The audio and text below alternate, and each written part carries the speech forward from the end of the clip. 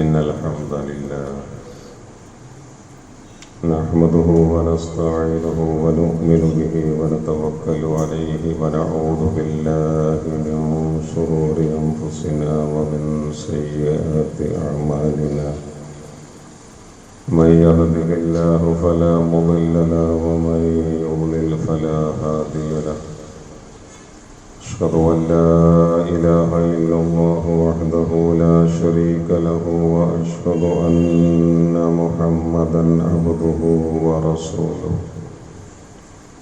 اللهم صل على محمد وعلى آل محمد كما صليت على إبراهيم وعلى آل إبراهيم وبارك على محمد وعلى آل محمد كما باركت على إبراهيم وعلى آل إبراهيم إنك حميد مجيد أيها الناس أوصيكم وإياي بتقوى الله يا أيها الذين آمنوا اتقوا الله حق تقاته ولا تموتن إلا وأنتم مسلمون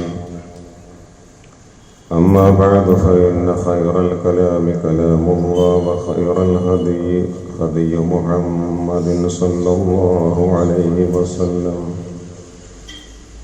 وشر الأمور محدثاتها وكل محدثة بدعة وكل بدعة ضلالة أعوذ بالله من الشيطان الرجيم بسم الله الرحمن الرحيم إن الله عنده علم الساعة وينزل الغيث ويعلم ما في الأرحام وما تدري نفس ماذا تكسب غدا وما تدري نفس بأي أرض تموت إن الله عليم خبير. സ്നേഹമുള്ള വിശ്വാസികളെ, വിശ്വാസിനികളെ, അല്ലാഹുവെ സൂക്ഷിക്കേണ്ട വിധം സൂക്ഷിച്ചും അവൻ്റെ വിധിവിലക്കുകൾ ജീവിതത്തിലുടനീളം പാലിച്ചും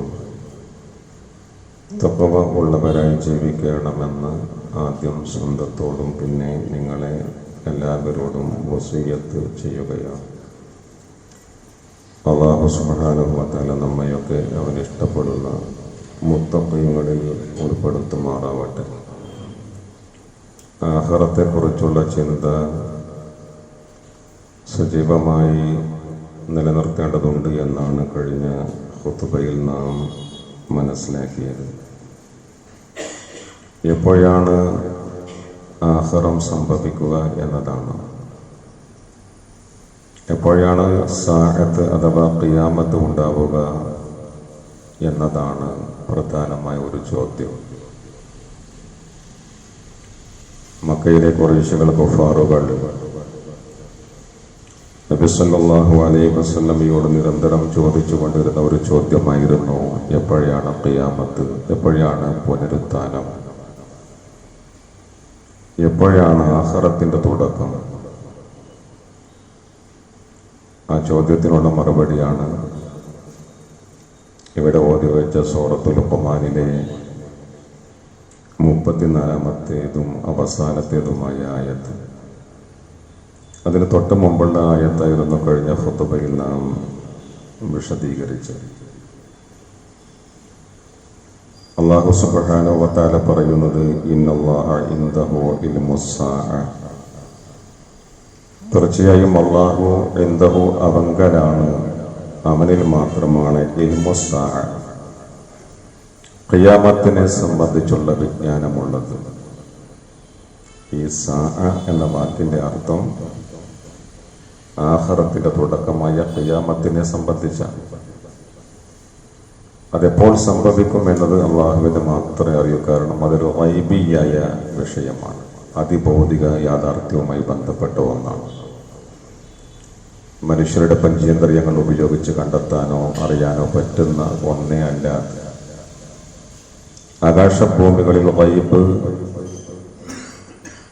അദൃശ്യമായത്, അതിഭൗതികമായ ജ്ഞാനം, അതിഭൗതികമായിട്ടുള്ള യാഥാർത്ഥ്യം, അത് അറിയുന്നവൻ അല്ലാഹു മാത്രമാണ്. എന്തുകൊണ്ടെന്നാൽ വഇൻദഹു മഫാത്തിഹുൽ ഗൈബ്, അതിഭൗതികമായ നിഗൂഢമായ ജ്ഞാനങ്ങളുടെ, യാഥാർത്ഥ്യങ്ങളുടെ താക്കോലുകൾ അല്ലാഹുവിന്റെ കൈവശം മാത്രമാണ്. ലാ യഅലമുഹു ഇല്ലാഹു, ലാ യഅലമുഹ ഇല്ലാഹു, അല്ലാഹു അല്ലാതെ മറ്റാരും ആ യാഥാർത്ഥ്യങ്ങളെ കുറിച്ച് അറിയുന്നില്ല. നമുക്കറിയാം, നബി സല്ലല്ലാഹു അലൈഹി വസല്ലമ പോലും ഹദീസു ജിബ്രീൽ എന്ന് നിങ്ങൾ കേട്ടിരിക്കും ഒരു ഹദീസിനെ സംബന്ധിച്ച്. അല്ലാഹുവിന്റെ റസൂലും ജിബ്രീൽ അലൈഹിസ്സലാമും തമ്മിലുണ്ടായ ഒരു സംഭാഷണത്തിനാണ് അത് പറയുക.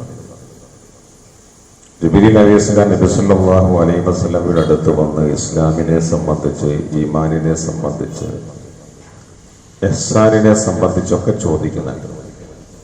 അതിനൊക്കെ കൃത്യമായ വ്യക്തമായ മറുപടി റസൂലുള്ളാഹി സ്വല്ലല്ലാഹു അലൈഹി വസല്ലം നൽകുന്നു. അവസാനം ജിബ്രീൽ അലൈഹിസ്സലാം ചോദിക്കുന്ന ചോദ്യം നമ്മൾ നേരത്തെ പരാമർശിച്ച അതേ ചോദ്യമാണ്, മത്തസ്സാഅ, എപ്പോഴാണ് അന്ത്യനാൾ? ഇവിടെ ഉത്തരം പറയുന്നില്ല എന്ന് മാത്രമല്ല, നബി സല്ലല്ലാഹു അലൈഹി വസല്ലം പറയുന്നത് മൽ മസ്ഊലു അൻഹാ ബിഅഅലമ മിനസ് സാഇൽ, ആ ചോദ്യത്തെ സംബന്ധിച്ച് ചോദിക്കപ്പെട്ടവൻ അഥവാ ഞാൻ റസൂലുള്ളാഹി സ്വല്ലല്ലാഹു അലൈഹി വസല്ലം ചോദിച്ചവനേക്കാൾ അറിവുള്ളവനല്ല എന്ന് പറഞ്ഞാൽ അഷ്റഫുൽ ഖൽഖ് റസൂലുള്ളാഹി സ്വല്ലല്ലാഹു അലൈഹി വസല്ലമക്ക് പോലും എപ്പോഴാണ് അന്ത്യനാൾ സംഭവിക്കുക എന്നത് അറിയില്ല. കാരണം അത് ഗൈബിയായ ഒരു വിജ്ഞാനമാണ്. മലക്കുകൾക്കാവട്ടെ, പ്രവാചകന്മാർക്കാവട്ടെ, ജിന്നുകൾക്കാവട്ടെ, മനുഷ്യരിലെ തന്നെ പുണ്യാത്മാക്കൾ, പുണ്യവാളന്മാർ, മഹത്തുക്കൾ, ഔലിയാക്കന്മാർ, ആരുമാവട്ടെ, അവർക്കൊന്നും ഗൈബ് അറിയാൻ കഴിയില്ല. എന്തുകൊണ്ടെന്നാൽ അവരുടെയൊക്കെ വിജ്ഞാനത്തിന് പരിമിതിയുണ്ട്. എല്ലാം അറിയുന്നവൻ അല്ലാഹു മാത്രമാണ് എന്നാണ് ഈ ആയത്തിന്റെ തുടക്കത്തിൽ അല്ലാഹു പറയുന്ന കാര്യം. പിന്നീട് അല്ലാഹു 4 കാര്യങ്ങൾ ആ ഒരു യാഥാർത്ഥ്യത്തിന്റെ തെളിവായി പറയുന്നത്. അവ ഇങ്ങനെയാണ്: വയുനസ്സിലുൽ ഗൈസ്, മഴ പെയ്യിപ്പിക്കുന്നവൻ അല്ലാഹു മാത്രമാണ്.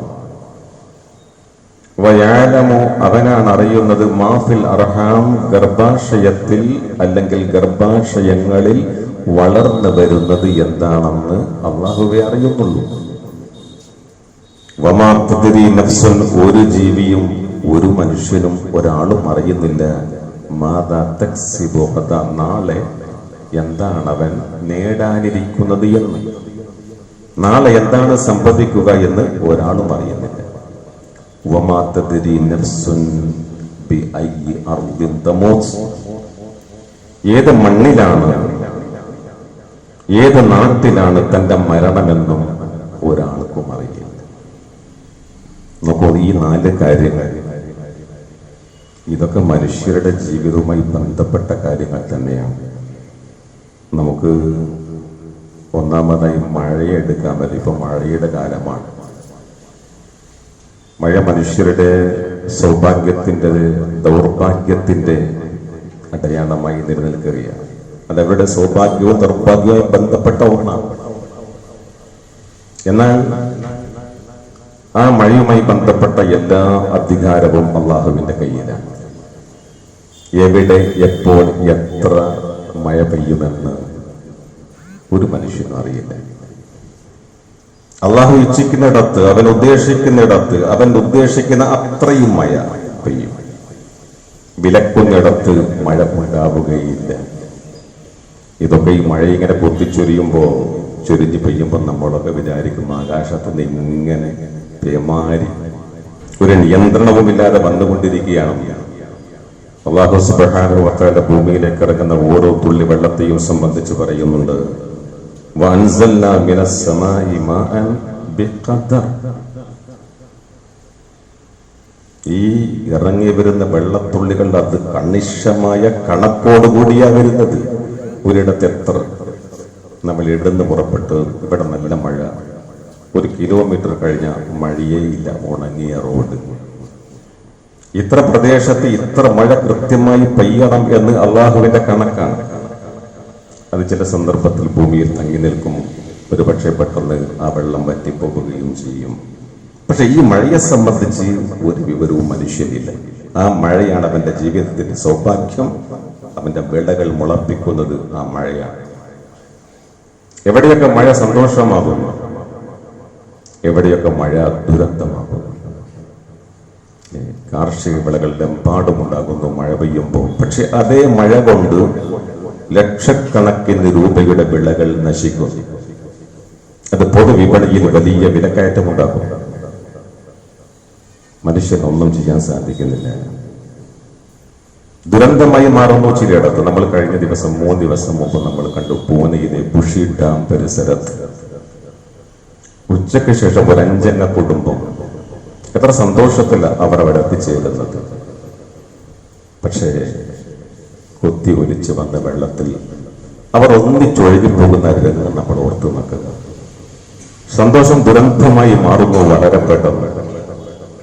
നമ്മുടെ കർണാടക അതിർത്തി പങ്കിടുന്നയിടത്ത് കാസർഗോഡ് ഒരു ഭാഗത്ത് രാത്രി മഴ കണ്ട് സന്തോഷിച്ച് സംസാരിച്ച് ഭക്ഷണം കഴിച്ച് കിടന്നുറങ്ങിയ ഒരു കുടുംബം നേരം പുലരുമ്പോഴേക്ക് അവരുടെ വീടുമില്ല, കുടുംബവുമില്ല, വീടില്ല, അവരില്ല. ഇങ്ങനെ മഴ ദുരന്തമായി വരുന്നു എന്ന് നമ്മൾ മനസ്സിലാക്കുമ്പോൾ, പലയിടത്തും മഴ സന്തോഷമായി മാറുന്നു എന്ന് നാം അറിയുമ്പോൾ, ഈ മഴയിലൊന്നും തന്നെ മനുഷ്യന് യാതൊരു പങ്കോ അറിവോ ഇല്ല. അള്ളാഹുവിനാണ് അതിന്റെ പൂർണ്ണമായ ഉത്തരവാദിത്വം. വീണ്ടും അള്ളാഹു പറയുന്നു, വയഅലമു മാ ഫിൽ അർഹാം. നിങ്ങളൊക്കെ ഒരു മനുഷ്യൻ നമ്മുടെ ഭാര്യയുടെ ഉദരത്തിൽ നമ്മുടെ ബീജത്താലാണ് ഭ്രൂണം വളർന്നു വരുന്നത്.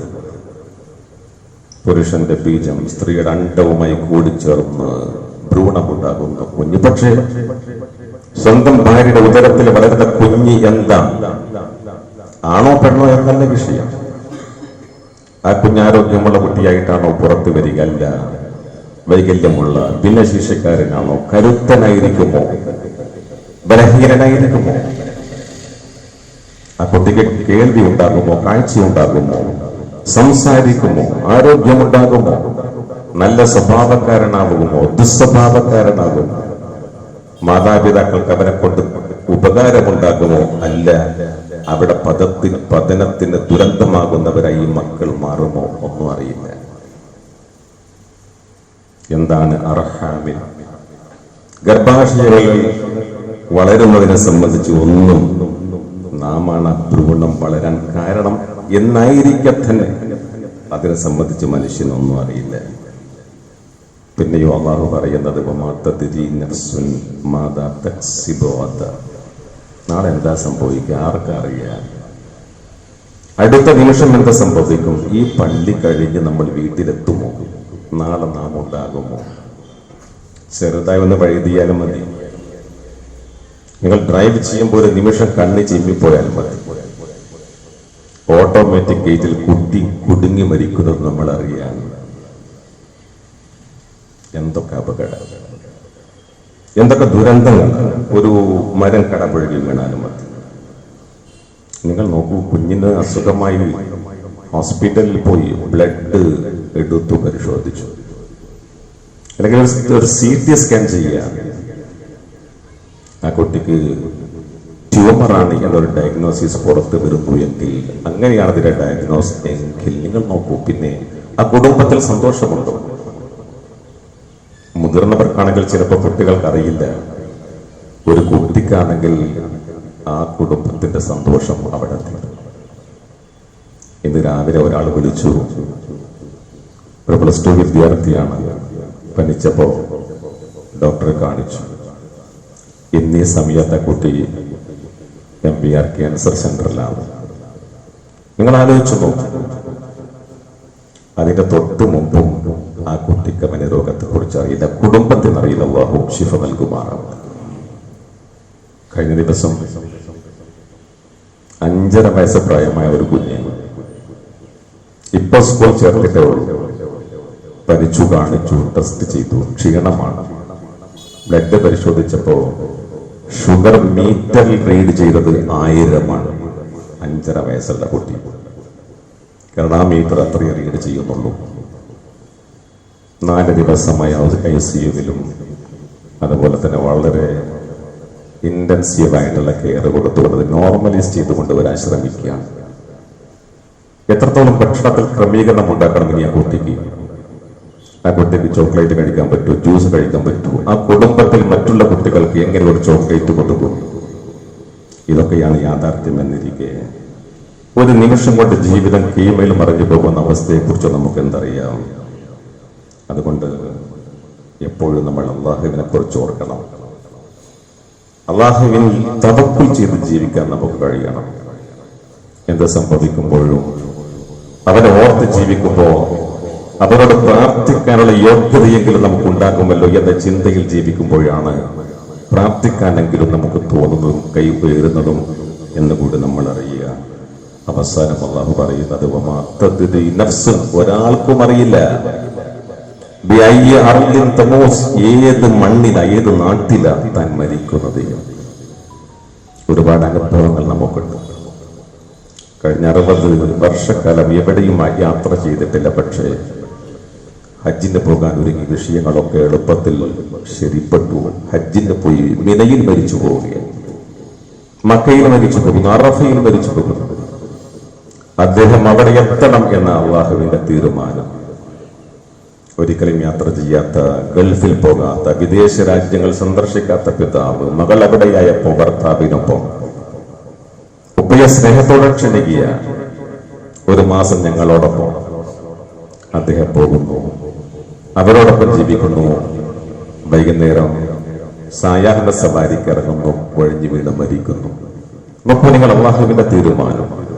റസൂലുള്ളാഹി സ്വല്ലല്ലാഹു അലൈഹി വസല്ലം പറഞ്ഞ ഒരു ഹദീസുണ്ട്, ഇദാ അറാദല്ലാഹു ഖബ്ല അബ്ദിൻ ബിഅർദ്, ഏത് ഭൂമിയിൽ വെച്ചാണ്, മണ്ണിൽ വെച്ചാണ് ഒരു മനുഷ്യന്റെ ജീവൻ പിടിക്കണമെന്ന് അള്ളാഹു ഉദ്ദേശിക്കുന്നതെങ്കിൽ ജഅല ലഹു ഫീഹാ ഹാജതൻ, അവിടത്തേക്ക് അള്ളാഹു അദ്ദേഹത്തെ അവളെ എത്തിക്കുക തന്നെ ചെയ്യും എന്ന് റസൂലുള്ളാഹി. 2 ദിവസം മുമ്പ് നമ്മൾ കണ്ടു, ആ ഇരിട്ടിയിൽ വെള്ളത്തിൽ മുങ്ങിയ 2 പെൺകുട്ടികൾ സൈക്കോളജി ഡിഗ്രി വിദ്യാർത്ഥികളാണ്. അല്ലെ, പുഴയോര ഭംഗി ആസ്വദിച്ച് വീഡിയോ എടുത്ത് സെൽഫി എടുത്ത് സല്ലപിച്ച് നടക്കുക. വെള്ളത്തിൽ ഇറങ്ങിയപ്പോ അടുത്തുള്ളവർ പറഞ്ഞു ഇറങ്ങരുതേ, അപകടമാണ്. പക്ഷെ ആ മക്കൾ പറഞ്ഞു കുഴപ്പമില്ല, വലിച്ചുപോയി. നിങ്ങൾ നോക്കൂ, അല്പം മുമ്പ് പോലും ആ കുട്ടികൾക്ക് അതിനെക്കുറിച്ച് അറിയുന്നില്ല. അള്ളാഹുവിന്റെ തീരുമാനം. വല്ല ഇൽമും ഉണ്ടാകുമായിരുന്നെങ്കിൽ ആ കാര്യത്തെ സംബന്ധിച്ച് കുട്ടികൾ ഇറങ്ങുമോ? അതിനു വേണ്ടിയുള്ള ഒരുക്കം, അപകടം വരാതിരിക്കാനുള്ള തയ്യാറെടുപ്പുണ്ടാകുമായിരുന്നില്ലേ? അത്രമേൽ ദുർബലരാണ് മനുഷ്യർ എന്നാണ് ദിനേനയുള്ള ഓരോ സംഭവങ്ങളും നമ്മെ ബോധ്യപ്പെടുത്തുന്നത്. അതുകൊണ്ട് അള്ളാഹുവിലേക്ക് തന്നെ നമ്മൾ മടങ്ങണം. ആഖിറത്തെ കുറിച്ച് ചിന്തിക്കുമ്പോൾ ഖിയാമത്ത് എപ്പോൾ സംഭവിക്കുന്നു എന്നല്ല, എപ്പോഴാണ് എന്റെ മരണം സംഭവിക്കുക എന്നല്ല, ജീവിക്കുന്ന അത്രയും നിമിഷം അള്ളാഹുവെ ഓർത്ത് അവന്റെ പ്രീതി കാക്ഷിച്ച് പരമാവധി നന്മ ചെയ്ത് തെറ്റുകൾ ചെയ്യാതെ ജീവിക്കുമ്പോൾ മാത്രമാണ് നല്ലൊരു അന്ത്യവും ആഖിറത്തിൽ നല്ലൊരു ജീവിതവും നമുക്കുണ്ടാവുക. അതിന് അല്ലാഹു നമുക്ക് ഏവർക്കും തൗഫീഖ് നൽകി അനുഗ്രഹിക്കുമാറാകട്ടെ.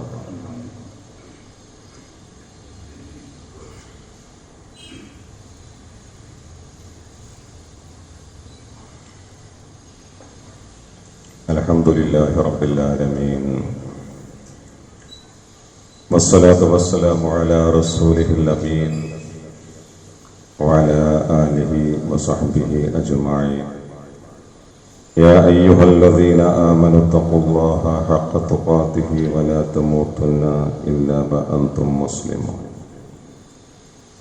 അല്ലാഹുവേ, ഏറെ ഓർത്ത് ഭക്തിയുള്ളവരായി ജീവിച്ച് ദിക്റിൻ്റെ ആളുകളായി കഴിഞ്ഞുകൂടി റഹ്മാനായ അല്ലാഹുവിൻ്റെ പ്രീതി സമ്പാദിക്കാൻ പരിശ്രമിക്കണമെന്നൊരിക്കൽ കൂടി സ്വന്തത്തെയും നിങ്ങളെയും ഓർമ്മപ്പെടുത്തുകയാണ്. പ്രിയപ്പെട്ട സഹോദരന്മാരെ, സഹോദരികളെ, ഏറ്റവും വലിയ ദിക്ർ അത് നമസ്കാരമാണ്. നമസ്കാരത്തിൻ്റെ കാര്യത്തിൽ ഒരലംഭാവവും നമ്മുടെ ഭാഗത്തു നിന്നുണ്ടാകരുത്. അത് സ്ഥിരമായി കൃത്യമായി ഭക്തിയോടെ ഹൃദയ സാന്നിധ്യത്തോടെ ജമാഅത്തായി തന്നെ നമസ്കരിക്കണം. പലരെ സംബന്ധിച്ചും അവർക്കത് വളരെ നിസ്സാരമാണ്, മടിയാണ്. ചെയ്യുന്നതെങ്കിൽ തന്നെ സ്ഥിരമായില്ല, പലപ്പോഴും ഉറക്കമാണ്. നമ്മൾ മനസ്സിലാക്കേണ്ടത് ഒരു കാര്യം, കാഫിറിനെയും മുസ്ലിമിനെയും വേർതിരിക്കുന്ന ഘടകമാണ് നമസ്കാരം എന്നാണ്. ഫമൻ തറകഹ ഫഖദ് കഫർ. അത് ഉപേക്ഷിച്ചവൻ അവൻ കാഫിറായി. മുസ്ലിമായിട്ടല്ല പിന്നെ അവന്റെ ജീവിതം. അതിനവഗണിച്ചവൻ, നിർവഹിക്കാത്തവൻ, കൃത്യതയില്ലാത്തവൻ. ഇമാം ബുഖാരി ഉദ്ധരിക്കുന്ന ഒരു ഹദീസിന്റെ ആശയം ഇങ്ങനെയാണ്. ഒരിക്കൽ നബി സല്ലല്ലാഹു അലൈഹി വസല്ലമയുടെ അടുത്ത് രണ്ട് മലക്കുകൾ വരുന്നു. ജിബ്രീൽ അലൈഹിസ്സലാമും മീകായിൽ അലൈഹിസ്സലാമുമാണ്. അള്ളാഹുവിന്റെ റസൂലിനെ അവർ ഒരു മഖബറയിലേക്ക്, ഒരു ശ്മശാനത്തിലേക്ക്, ഒരു കബറിടത്തിലേക്ക് കൊണ്ടുപോയി. റസൂലിന്റെ സന്ദേഹം ചോദിക്കുന്നുണ്ട്, എന്താണ്? അവർ പറഞ്ഞു, കബറാളികൾ അനുഭവിക്കുന്ന ശിക്ഷ നേരിൽ കാണിക്കാനാണ്. പലതും അങ്ങനെ അള്ളാഹു മലക്കുകളിലൂടെ റസൂലുള്ളാഹി സ്വല്ലല്ലാഹു അലൈഹി വസല്ലം തങ്ങൾക്ക് കാണിക്കാറുണ്ട്. അതിന്റെ അടിസ്ഥാനത്തിലാണ് പ്രവാചകൻ സംസാരിക്കുക.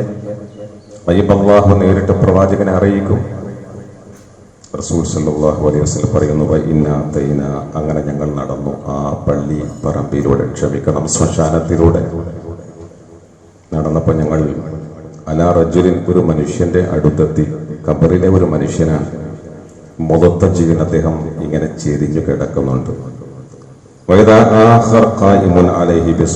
തൊട്ടടുത്ത് മറ്റൊരാൾ കയ്യിൽ വലിയ ഒരു പാറക്കല്ലുമായി നിൽക്കുന്നു. പിന്നെ ഞാൻ കണ്ട കാഴ്ച റസൂലുള്ളാഹി സ്വല്ലല്ലാഹു അലൈഹി വസല്ലം പറയണം, അദ്ദേഹം ആ കല്ലുകൊണ്ട് കിടക്കുന്ന മനുഷ്യന്റെ തലക്കറിയുകയാണ്. തല ചതഞ്ഞരഞ്ഞു പോകുന്നു, കല്ലുരുണ്ടുരുണ്ടു പോകുന്നു. വീണ്ടും ആ മനുഷ്യൻ കല്ലെടുത്തുകൊണ്ട് വരുന്നു. അപ്പോഴേക്കും തല പൂർവസ്ഥിതി പ്രാപിക്കുന്നു.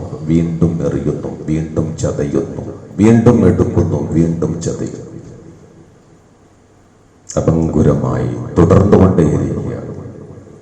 ഈ രംഗം കണ്ടപ്പോൾ റസൂലുള്ളാഹി സുബ്ഹാനല്ലാഹ് മാ ഹാദാ, എന്താണ് ഞാൻ ഈ കാണുന്നത്? മലക്കുകളുടെ മറുപടി, ഫഇന്നഹു റജുൽ, അവൻ്റെ ഒരു മനുഷ്യനാണ്. ഈ ശിക്ഷിക്കപ്പെടുന്നവൻ, ഏറുകൊള്ളുന്നവൻ, യഖുദുൽ ഖുർആൻ, ഖുർആൻ അവൻ പഠിച്ചിട്ടുണ്ട്. ഫയർഫിളുഹു, പക്ഷേ അതനുസരിച്ച ജീവിതം അവനില്ല. ഒന്ന്.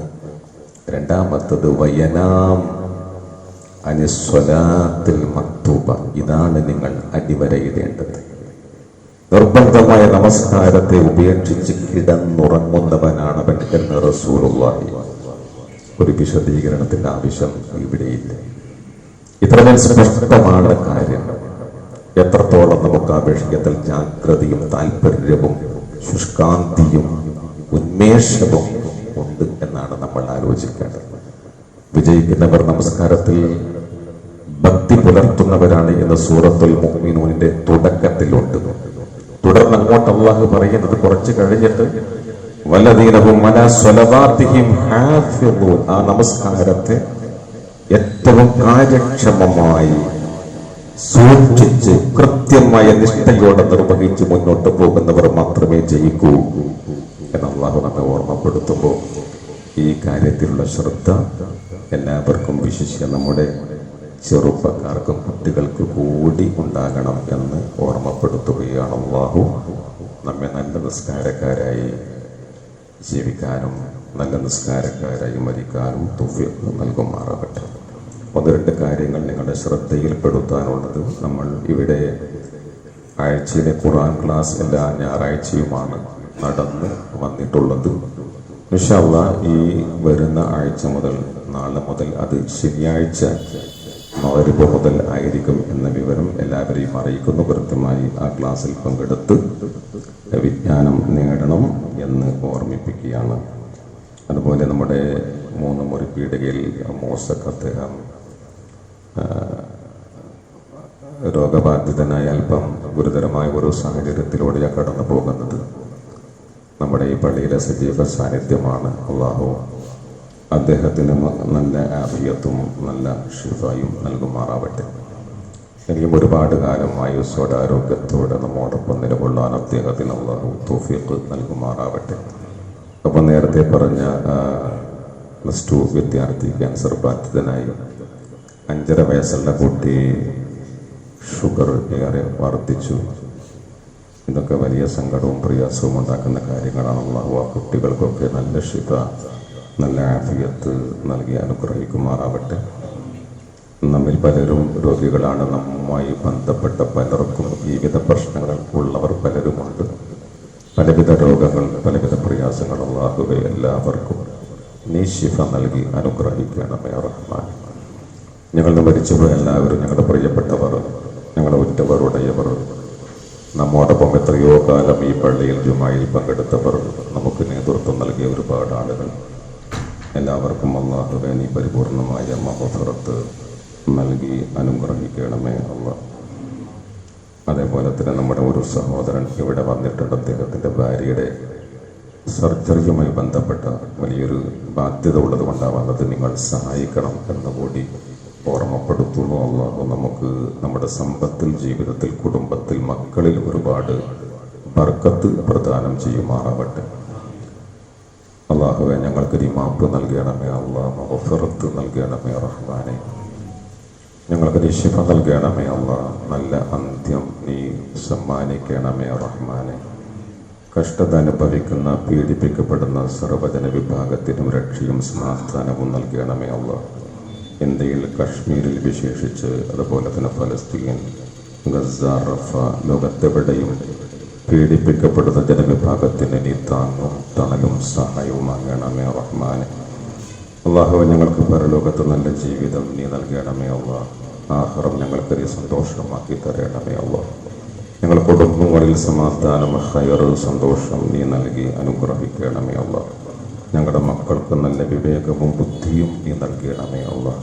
കടം കൊണ്ട്, രോഗങ്ങൾ കൊണ്ട് ഞങ്ങളെ നീ പ്രയാസപ്പെടുത്തല്ലേ റഹ്മാനെ.